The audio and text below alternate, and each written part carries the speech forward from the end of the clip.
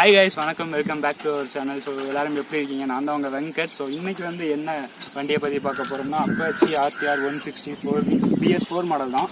Ownership review தான் எடுக்க போகிறோம். ஸோ நம்ம நண்பர் வந்திருக்காப்புல ஸ்ரீனி. ஸோ ஆல்ரெடி உங்களுக்கு தெரிஞ்சிருக்கும், நம்ம கொல்லியை சேர்த்து நம்ம கூட வந்த ரைடர் தான் இருக்குது.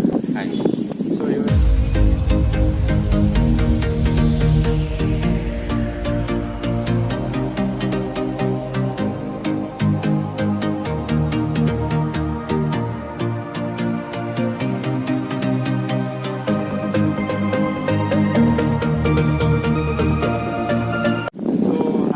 வண்டி எடுத்து எவ்வளோ நாள் ஆகுது? நான் வண்டி எடுத்து 1 மாதத்தோட 2 வருஷம் ஆகுது. என் பர்த்டேக்கு எடுத்தேன். 2018 பர்த்டே அன்னைக்கு எடுத்தேன். என்ன ரீசன்காண்டி இந்த வண்டி சூஸ் பண்ணீங்க? ஆக்சுவலி நான் பைக் எடுக்கலான்னு பிளான் பண்ணுறப்ப வந்து ஒரு 5 பைக் வந்து என் லிஸ்ட்டில் வச்சுருந்தேன். ஆனால் அந்த 5 பைக்கில் வந்து இந்த பைக் அந்த லிஸ்ட்லேயே கிடையாது. அந்த 5 பைக் என்னென்னா, நான் வந்து R15 V3, அது எடுத்து டியூப் 200, டாமினார், கிளாசிக் 350, FC25 வச்சுருந்தேன். எல்லா பைக்கையும் வந்து நான் எவால்யூஷன் பண்ணி பார்த்தேன். எல்லாத்துக்கும் ஒரு மார்க் போட்டு எவால்யூஷன் பண்ணிட்டே இருந்தேன். அப்படி பண்ணுறப்ப வந்து எனக்கு வந்து கம்யூட்டிக்கும் வேணும், அப்புறம் டூரிங் அந்த மாதிரிக்கும் ரெண்டுக்கும் செட் ஆகணும். அதனால தான் பார்த்தேன். எந்த பைக்குமே கரெக்டாக வரல. அடுத்து திடீர்னு இந்த பைக் லான்ச் ஆச்சு. பார்த்தேன் 160cc கொஞ்சம் மைலேஜ் கிடைக்கும், ஓகே கம்யூட்டிங் பண்ணலாம். அதனால தான் எடுத்தேன். டெய்லி காலேஜ் போயிட்டு வரணும், அதுக்காண்டி தான் எடுத்தேன். 60cc. ஸோ நீ என் பைக்கும் ஓட்டியிருக்கேன். இந்த பைக்கும் என் பைக்கும் என்ன டிஃப்ரென்ஸ் இருக்குன்னு நினைக்கிறேன்? R15 வெர்ஷன் 3ல வந்து ரெண்டுமே எடுத்தோடனே ஒரே பவர் தான் இருக்கும். அது வந்து இந்த PVA எப்போ ஃபங்க்ஷன் ஆகுதோ அப்போ வந்து அதோட பவர் வந்து நமக்கு அதிகமாக தெரியும். மித்தபடி அது வந்து எல்லா 150cc மாதிரி தான் இருக்கும். கொஞ்சம் பவர்ஃபுல்லாக இருக்கும். இந்த பல்சர் 150 அதோட கம்பேர் பவர்ஃபுல். ஆனால் இந்த செக்மெண்ட்டில் வந்து பவர்ஃபுல்லான பைக்குன்னு சொல்லலாம். என்ன ரேட்டுக்கு எடுத்தேன்? ஆன் ரோட் ப்ரைஸ் வந்து இது நான் ABS வெர்ஷன். நான் வாங்குறப்ப ABSும் வரல, ஃபியூல் இன்ஜெக்ஷன் மாடலும் வரல. நான் ஃபுல்லாக தேடி பார்த்தேன், வரல. நான் எடுத்தது வந்து 1,05,000 அந்த பட்ஜெட்டில் இருக்கு. ஸோ 1,05,000 வந்து இவர் லான்ச் ஆனோடனே எடுத்தார். தென் அதுக்கப்புறம் இப்போ வண்டி எடுத்து 2 வருஷம் கிட்ட ஆக போகுது. இதுக்கப்புறம் வந்து ஃபியூல் இன்ஜெக்ஷன் வந்துருச்சு, ABS வந்து கம்பல்சரியாக ஆக்கிட்டாங்க. அந்த வண்டியில் உங்களுக்கு மைலேஜ்னால் எவ்வளோ இருக்குது? மைலேஜ் வந்து நான் 60ல் மெயின்டைன் பண்ணால் ஒரு 58 வரைக்கும், ஒரு 88 வரைக்குமே கொடுக்கும். 80, 75 அப்படிலாம் மெயின்டைன் பண்ணால் ஒரு 45, 46 அந்த ரேஞ்சில். லாங் ரைடுக்கு வந்து உங்களுக்கு கம்ஃபர்டபுள்? லாங் ரைட் வந்து எல்லாமே சீட்டிங் வந்து அப்ரைட் பொசிஷனில் தான் இருக்கும். நல்லா ஈஸியாக வரலாம். இப்போ நான் சென்னையிலேருந்து வர்றப்போ கூட எங்கேயுமே பிரேக் இல்லாமல் இல்லை, ஸ்ட்ரைட்டாக வந்தேன். 500 கிலோமீட்டர் எந்த பிரேக்குமே இல்லை. அதனால் பொசிஷனிங்லாம் நல்லாயிருக்கும். சீட்டிங் பொசிஷன் எல்லாம், குஷனிங், எர்கனாமிக்ஸ் எல்லாம் நல்லாயிருக்கும் வண்டிக்கு. அதனால தான் எடுத்தேன். அந்த ஒரு பொசிஷன் வேணும், டூரிங் பொசிஷன் வந்து பெர்ஃபெக்டாக இருக்கும். மேக்ஸிமம் எவ்வளோ தூரம் ஸ்ட்ரெச்சாக? ஒரே ஸ்ட்ரெச்சில் ஒரு 320 கிலோமீட்டர் வரைக்கும் ஓட்டியிருக்கேன். மெயின்டெனன்ஸ்லாம் எப்படின்பா? மெயின்டெனன்ஸுமே பெருசாக எதுவும் இல்லை. நான் இந்த செயினுக்கு தான் சர்வீஸ் பண்ணால் எவ்வளோ வரும்? சர்வீஸ் பண்ணால் மினிமம் ஒரு 700 வரும். 700 to 1000 வரும். வேறு ஏதாவது பைக்கில் சேஞ்ச் பண்ணியிருக்கேன்? பைக்கில் நான் சேஞ்ச் பண்ணதுன்னா ஹெட்லைட் சேஞ்ச் பண்ணியிருக்கேன். பழைய ஹெட்லைட் வந்து அவ்வளோவா இலுமினேஷன் வந்து கிடையாது. ஹைவேல வந்து போகிறதுக்கு வந்து அந்த வெளிச்சம் பற்ற மாட்டேங்குது. அதுக்காண்டி நான் வந்து ஒரு ஆர்டர் பண்ணேன். ஒரு பீஸ் வந்து 2000 ருபீஸ் வாங்குவேன். அது போட்டதுலேருந்து எனக்கு ஹைவேல வந்து பெர்ஃபெக்டாக இருக்குது. டயர்ஸ்லாம் எப்படி இருக்குது? கம்ஃபர்டபுளாக? டயர்ஸ் வந்து TVS ரெமோரா டயர் கொடுத்துருக்காங்க. அது வந்து ரொம்ப பெஸ்ட்டுலாம் சொல்ல முடியாது, ஒரு ஆவரேஜான பெர்ஃபார்மன்ஸ் தான். அதை தவிர நான் மாத்திரப்போ ரேடியல் டயர் போடலான்னு இருக்கேன். முன்னாடி TVSல யூரோ குரூப்னு வந்திருக்கு, அந்த டயர் போடலான்னு இருக்கு. உனக்கு பிடிச்ச விஷயம், பிடிக்காத விஷயம்ட்டு இதெல்லாம் கொடுத்துருக்கலாம். ஃபியூல் இன்ஜெக்ஷன்லாம் வந்திருக்கலாம். ஏன்னா இந்த பைக் வந்தோன்னா ஃபியூல் இன்ஜெக்ஷன் வரல, வெறும் கார்பரேட்டர் மட்டும் தான் விட்டாங்க. வண்டி வந்து 1 வருஷம் கழிச்சு தான் ஃபியூல் இன்ஜெக்ஷன் வந்துச்சு. அதான் எனக்கு வாங்கியிருக்கலாமோன்னு தோணிட்டே இருக்கும் ஃபியூல் இன்ஜெக்ஷன். மேற்கொண்டு வந்து இதில் வந்து இந்த இன்ஸ்ட்ருமெண்ட் லிஸ்ட்டில் கியர் பொசிஷன் இண்டிகேட்டர் வந்து மிஸ்ஸிங் ஆகுது. வேறு வந்து சின்னதாக வேறு ஒன்றும் அவ்வளோவாலாம் ஃபீல் ஆகாது. எனக்கு இந்த டிசைன் பிடிக்கும்.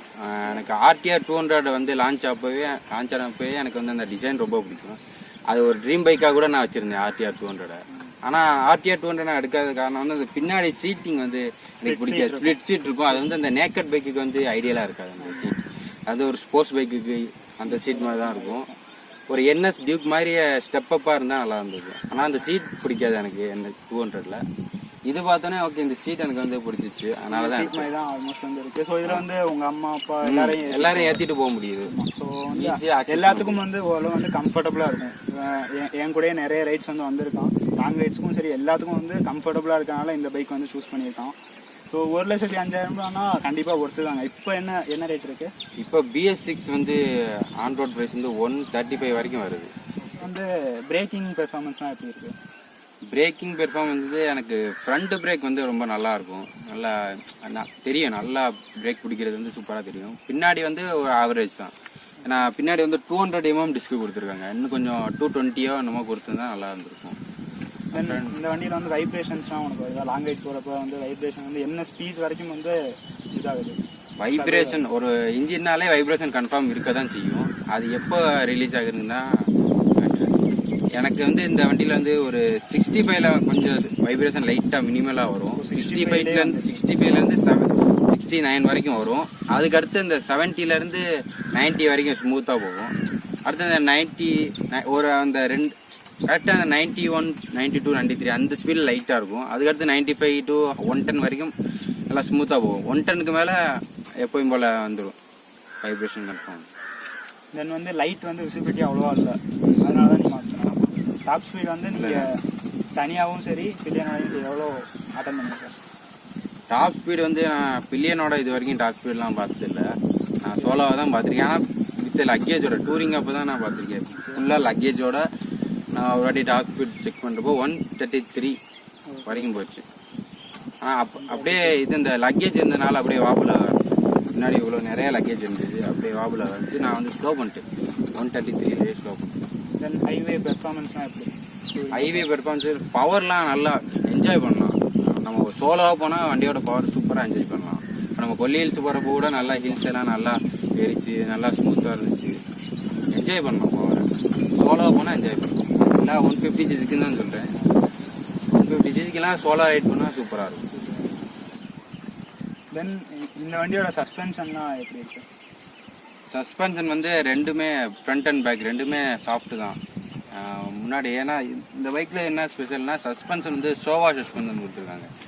நம்ம லெஜெண்டரி பைக்ஸ் இந்த ஹயாபுஷா அந்த ஜெட்எக்ஸ்னா அதில் யூஸ் பண்ணுற அந்த சஸ்பென்ஷன் சோவா சஸ்பென்ஷன் சொல்லுவோம். அந்த பிராண்டு சஸ்பென்ஷன் கொடுத்துருக்காங்க. ரொம்ப சாஃப்டாகவும் இருக்குது, அதே மாதிரி கார்னரிங்கெல்லாம் நல்லா பண்ணவும் முடியுது. சஸ்பென்ஷன் வந்து ரொம்ப பெஸ்ட்டு தான் இருக்குது. 200ல் கூட KYB தான் கொடுத்துருக்காங்க. இந்த வண்டியில் தான் சோவா கொடுத்துருக்காங்க. ஓகே, நம்ம அப்படியே இந்த வண்டியோட எக்ஸாஸ்ட்டையும் கேட்பேன். ஏன்னா இந்த வண்டியோட எக்ஸாஸ்ட் வந்து எனக்கு கொஞ்சம் பிடிச்ச மாதிரி இருந்துச்சு. ஸோ அதை